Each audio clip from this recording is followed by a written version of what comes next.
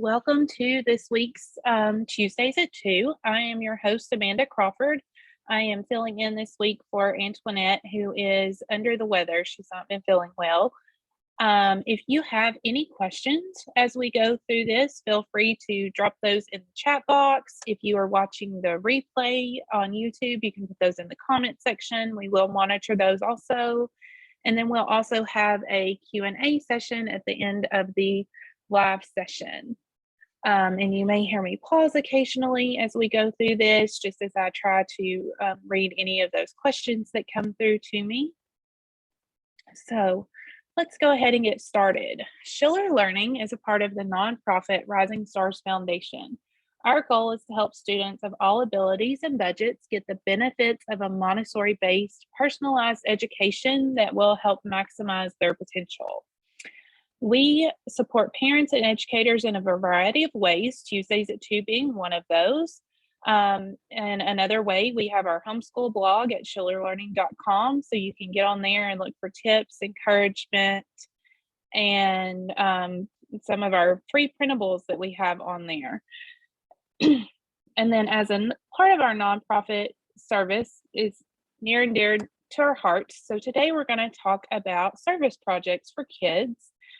And if you have your kids close by, feel free to have them sitting in with us and let them answer questions as we go through this. We love feedback as we are doing our presentations. What YouTube channel has the replays? We have a ShillerLearning YouTube channel, and I will get that link for you at the end and put it in the comments. But if you search ShillerLearning on YouTube, you should be able to pull it up there also. This session is timed perfectly with next week being Martin Luther King Day. It is Martin Luther King Jr. Day of Service that will be on January 17th this year. Organizations around the country plan and do volunteer activities for this. They have events for families, communities, anything to get together and celebrate the National Day of Service. This will be the 27th anniversary of the National Day of Service. So let's talk about those two things, Martin Luther King Jr. and service. So first off, Martin Luther King Jr., you see on your screen is a picture that is part of the Martin Luther King Jr. Memorial that's in our nation's capital in Washington, D.C. And then it's got the Washington Monument there in the background. So could anyone or would anyone like to share about who Martin Luther King Jr. was and why we have a day of service in his honor? Martin Luther King Jr. advocated for nonviolent resistance to overcome injustice. He created change with organized sit-ins, marches, and peaceful demonstrations that highlighted issues of inequality during segregation. King was nominated for and received the Nobel Peace Prize in 1964. He was the youngest person to receive that honor. He has been one of the most influential U.S. civil rights leaders. His actions greatly impacted what life is like in America today. We remember Martin Luther King Jr., sometimes referred to as MLK, as an advocate for the betterment of all people and the full realization of the promises of our founding that all men are created equal. So the first official Martin Luther King Day was in 1986. It was established as a federal holiday to honor his life and legacy. 8 years later, in 1994, Congress designated the holiday as the National Day of Service.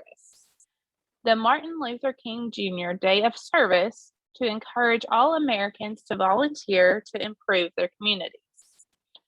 So we can all pitch in and volunteer, whatever age we are, even down to your youngest littles can pitch in and volunteer. Oh, Antoinette popped that link for the YouTube channel in the comments. Thank you, Antoinette. So let's talk a little bit about what service is. So service is literally work that is done for others. And when we talk about service projects, it's specifically work done for others in charity, which means we aren't looking for payment or even recognition. It's just done for the good of others. Service projects can be done by people of any age, young or old. Service projects can involve special talents like web design, or they can just be everyday skills that anyone can contribute to. Um, yeah, some service projects that I see a lot of kids doing is like the highway pickups, visiting with elderly, and we'll get into some more of those here in just a few minutes. Service projects can be big. They can take several days, months, or even years to complete, or they can be small, just taking a few hours or just a few minutes of your time to do a small project. Whatever the service project is, it benefits both the giver or the volunteer and the cause of their choice. So it benefits the person doing it, and also is beneficial for the person that you are helping. And then because we are all homeschooling and we all look for a learning opportunity, there is learning in service projects, because everything we do, everything our kids are doing, they are learning while they're doing it. So any service project they are working on is a great learning opportunity, because the world is our classroom. So aside from the benefits of doing good for your fellow man, you'll also be learning to address real world issues while honing leadership and communication skills on top of whatever other skills you are contributing to that project. Let's talk a little bit about some of these civic organizations. If you're new to service projects and you don't really know where to start, there are civic organizations that are already in place, and they are a great place that you can go and volunteer your skills. So you can partner with those organizations. Some of them include the Boys and Girls Clubs, the YMCA, Boy Scouts and Girl Scouts, 4-H, and also the nonprofits like our Rising Stars Foundation.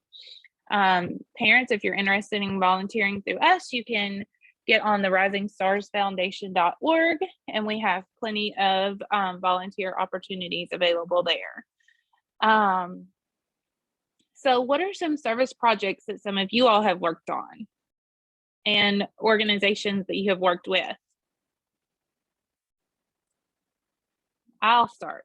When I was younger, I was in 4-H, and all of the 4-H activities, or almost all of the 4-H activities that we did, also revolved around some kind of service. I remember doing a service activity for a elderly lady that lived very close to our 4-H office. We fixed up her house that was not in good condition. So we went in and we helped fix up plumbing, and we fixed light fixtures, little odd and end things that kids could help with and learn at the same time. We learned some plumbing skills and some interesting things there. Did some cleanup on the outside, and did some landscaping, helped clean up her yard, haul off some trash and things that she had laying around. So there are a lot of organizations that do just simple projects like that that can be very impactful. Antoinette said she's been involved in food drives. Operation Christmas Child is another one that I have participated in before. I've always enjoyed packing those small boxes and sending for kids each year. Since they've done a yearly food drive with Scouts, making baby blankets for pregnancy centers, and serve meals restaurant style at homeless shelters with church. That is a very good one. I like the making baby blankets and the serving meals. And then Brenda said my son helps at a local blood drive, sanitizing tables, chairs, restocking refreshment tables, and greeting people. That's an excellent service opportunity. So we'll move on. Faith organizations is another group of organizations that you can get involved with service activities through. As a matter of fact, Martin Luther King Jr. followed in the footsteps of both his grandfather and father, and he was a Baptist minister. The church pictured here is Dexter Avenue King Memorial Baptist Church, where King pastored from 1954 to 1960. So your church organizations, a lot of those have some really good service activities already in place. So if you're looking for someone to help with, those would be a great start. Okay, so now that we've gone through what service is and how you can get involved, let's talk about some of those activities you can do within service or within those service organizations. The first one here is community cleanup. So this is one activity that can happen in almost every community in our country. Sadly, there's not many places on earth that this particular activity is not needed. But kids, regardless of age, can help with this. There are all kinds of activities that even the littlest ones can do and help pick up and clean up around their community. A second activity would be to make cards or write letters. Do you all ever feel like you need a friend, or that a friendly word or gesture would just really lift you up for the day and make a difference? If so, you're not alone in that thinking. You can make caring cards or write letters to residents of a local senior center, military serving overseas, or your local first responders or medical personnel. A variation of this would be to send care packages to deployed troops or send them to veterans and wounded soldiers. You can write a letter of gratitude for their service, include a snack, personal care items, and I've got a couple of links I'm going to stick in the chat box if you all are interested in that. Operation Gratitude and then also Support Our Troops are both organizations that you can work through, and they will direct you on how to send those care packages. I have had family serve in the military, and so I can tell you from experience that they do get lonely when they are stationed overseas. Even though they're with their other military troops, they miss family and they miss things from home, and so it's always nice to send things that they could use and care packages, something to remind them at home and let them know that you appreciate what they are doing. So a third thing that you all could do to volunteer would be to help the homeless. You can either do this through an organization, or you could just do it as a family project. I have seen a lot of families that do the hygiene kits for homeless, and those are just, they'll put them together in like a quart size or gallon size Ziploc bag and carry with them in their car. One thing that homeless people struggle with is a way to obtain basic necessities to wash their hands and brush their teeth. So you could pack those items that you either collect when you go to a hotel and you don't use, just collect them and put them in a Ziploc bag and keep in your car so that you could hand them to somebody that you see in need. Or you can even purchase travel size items from the dollar store to complete those kits. Some other things you could put in there would include things like new socks, water bottles, snacks, and even a handwritten note, kids, if you all wanted to write just handwritten notes of encouragement that you can include in those to hand out. Fourth activity would be to volunteer at your local animal shelter. People aren't the only ones that are in need of a friend, so you can volunteer or visit at an animal shelter. Many of the pets find themselves either newly separated from their loved ones and are lonely. They could have been lost. A storm could have misplaced them and they've lost their owner. They could have run away from home. Anything that finds them there, those pets get lonely and they love to have people come and visit. The shelter workers really try their hardest, but they are usually very overwhelmed just trying to keep everyone fed, watered, and cared for, that they don't always have the extra time to play with the animals. So they welcome volunteers to come in and help clean up, play with the animals, groom the animals, walk the dogs. Anytime that you are able to spend in an animal shelter makes it nicer environment for those animals. And then some animal shelters do have age requirements on those volunteers that they accept. So if your animal shelter does have an age requirement, you can still go with your parents and visit those animals. As long as an adult goes with you, they still welcome, most animal shelters welcome people to come in and visit and play with the animals. And then if you are going to your animal shelter, that is a great time to clean out and find all your old t-shirts, towels, things that you are no longer using that can be used by the shelter. Shelters use things such as towels and t-shirts, old sheets, old blankets. They use those as the towels they use to wash the animals and dry the animals. Blankets and sheets are used to keep the animals warm and make beds for the animals. So anything like that you have that you can clean out and take with you. A fifth service activity would be to work in a community garden. Community gardens are wonderful spaces where people can grow their green thumb, help improve food diversity in their community, and get you or your child outdoors. Many community gardens also donate the fresh produce to the local food pantries. And now is a perfect time to start planning for that. So if your community doesn't already have one of these in place and you have there's space for it in your community, this would be a great time to start planning and laying that groundwork for a new garden and get one set up for this year. Another activity would be a fundraiser walk run. There are all kinds of awareness fundraiser walks across the country. Some of these benefit homeless, animal shelters, children's hospitals.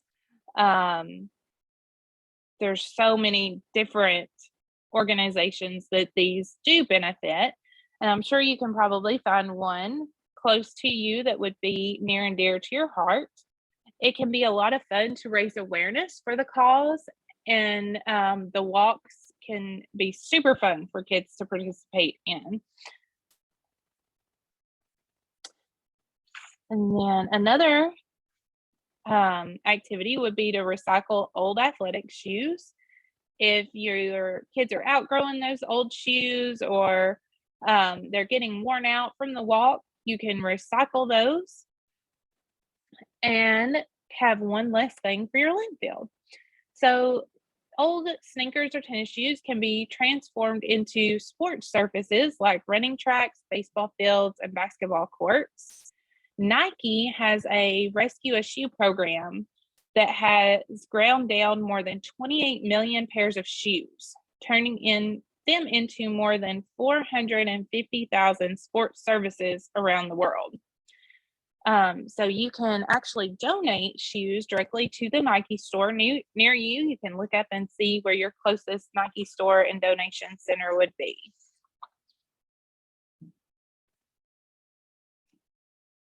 And then our ninth activity would be a book collection.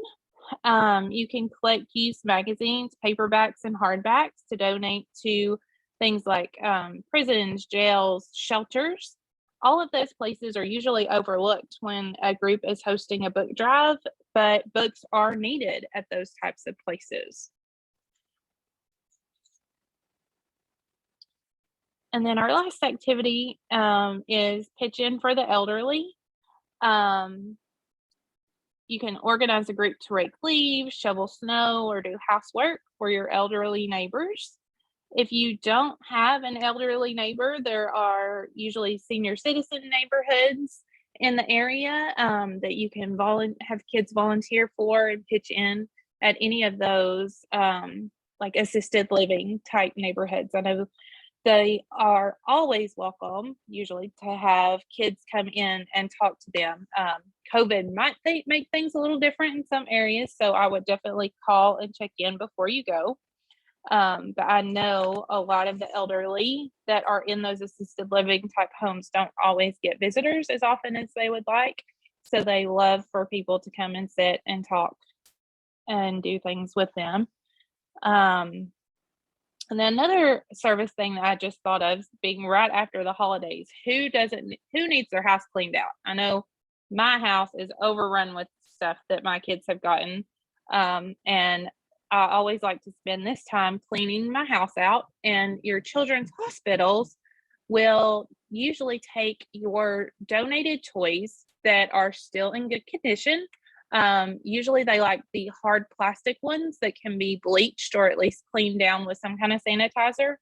But I know several times my kids and I have cleaned out our toy collection and taken it to our local children's hospital, and they use the donated toys that are used in their playrooms.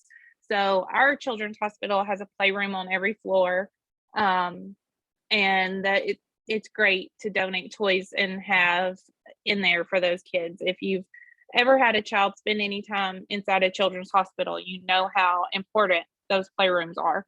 And so to help keep those fully stocked and keep kids with something to do while they're there, that's a great place to donate also. And then it is good to remember to reflect on your service activities. So time devoted to reflection is time well spent. This is true at the end of any service project. It's great to look back and see that your actions have been meaningful and made a meaningful impact in your community. You have learned something about the needs of others or the needs of your community space. And, discuss it with your parents. Parents, make sure and discuss these things with your kids. And that you can help them process things that they did through journaling, drawing pictures, writing thank you notes. So many ways that you can sit and reflect on the things that you have done. And so we are going to wrap up this week with a quote from Martin Luther King Jr. "The time is always right to do the right thing."